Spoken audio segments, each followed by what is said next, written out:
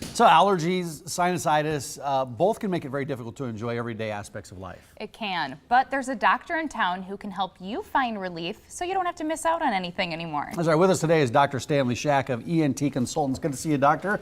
Thanks for coming in this Hello. morning. Well, thank you guys for having me. Appreciate it so much. Thanks for being here. This one right here has been having some major allergy issues the last week to 10 days, right? Haven't you? Never had them in my life, really. Maybe just a little bit of drainage, and I ran outside last Monday night and started sneezing uncontrollably, like violently sneezing, and I've been dealing with it for a week and a half now. It's not fun. I feel bad for people that have dealt with this their entire life. Yeah. Well, you're in the majority. Yes. You're in the allergy belt here in Omaha, Nebraska. So Yeah, apparently. There's allergies and then there's sinusitis. Would you break those two apart? So our typical allergy patient is someone who goes running and then has sneezing and feels miserable, drainage, particularly out of the front of the nose, congestion, sneezing.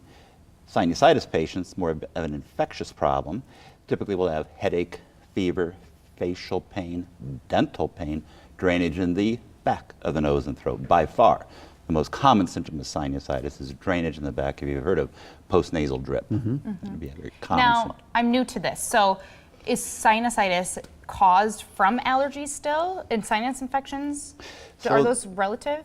Absolutely. The two yin and yang, the variety of causes of sinusitis, and allergy is one of those causes.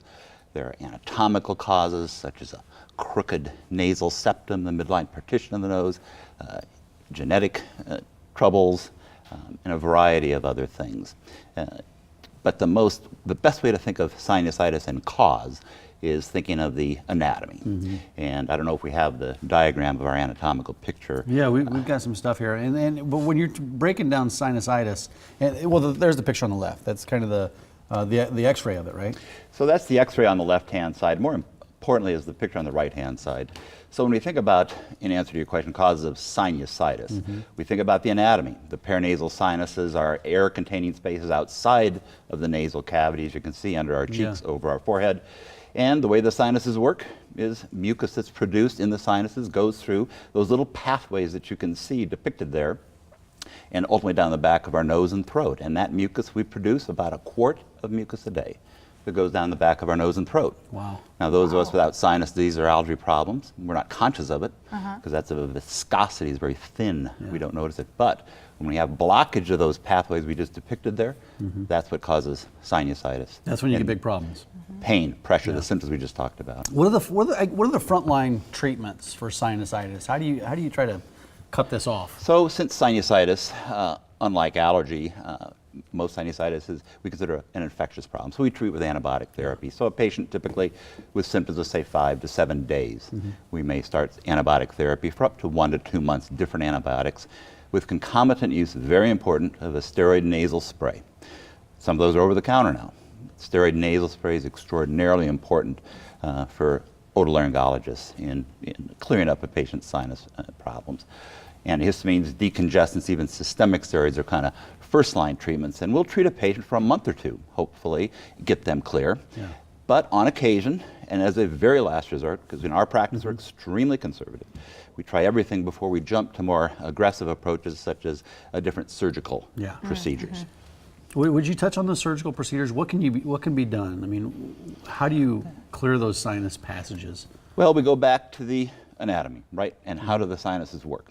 Blockage to the sinuses leads to sinusitis, unblocking those pathways. When you have a drain underneath your sink, the problem isn't the sink, it's the drain underneath it. You get a plumber, fix the drain. That's what we do. So our surgical approaches that are contemporary now are utilizing endoscopes, very thin lighted fiber optic scopes that go into the nasal cavity, opening up those blockages, and then allowing the mucus to drain out, whereas heretofore in that patient they were unable to drain. And so what are we looking at here? So this is just a different contemporary device. This is actually called a balloon sinuplasty. So it's a lighted guide wire, goes into that outflow pathway that you can see depicted up there at the top. And a balloon is inserted, much like if you've ever heard of carotid arteriography or balloon angioplasties. There's the balloon. It's inflated, ultimately then opening that pathway, Gotcha. okay, deflated, and then ultimately removed. So as you can see, we now have a nice big outflow pathway. It widens that Very open. And it again. widens it right up, Interesting. so that mucus, that cord of mucus, now has a place to go. Right. Before, when it was blocked, it had nowhere to go. It Yes. would go around and around and around in a circle, get infected, the drainage gets very thick, pain over the teeth. Once we establish the drainage pathway, that mucus drains out, Oh, wow. and the symptoms are resolved to around 90 to 95% success rate. Wow. So it's that's unbelievably amazing. wonderful for our patients.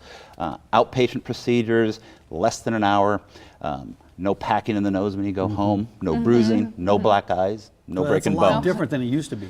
Well, when I've been around a bit, and when I was trained, those procedures in comparison to what we do today were, I would humbly consider, rather barbaric. A lot of packing, a lot of pain, swelling, incisions, breaking bones, and success rates 40 to 45% Wow. compared to Oh, 90, right. 95% now. So that's technology. Yeah, thank and you it's for wonderful. technology. The things we can offer our It's patients worth now. it for sure. Well, whether it's allergies or sinusitis, I mean, omahasinus.com, that's the website. That's where we can start if you're suffering from some of those issues, or just give them a call. The number's right there on the screen, 402-778-5250, and you're right off 144th Street. We are very close and have several offices throughout the region. Yeah. Well, Gotcha. thank you so much. Hey, doctor, thanks Hey, for coming if in. this Thank gets you so much. worse, I You might get better. It's that time of year. Yes. Yeah, it was perfect timing for her It because was, she's it was. had some issues last week. Yes, so. I have. Thanks, doctor. All righty. Appreciate it.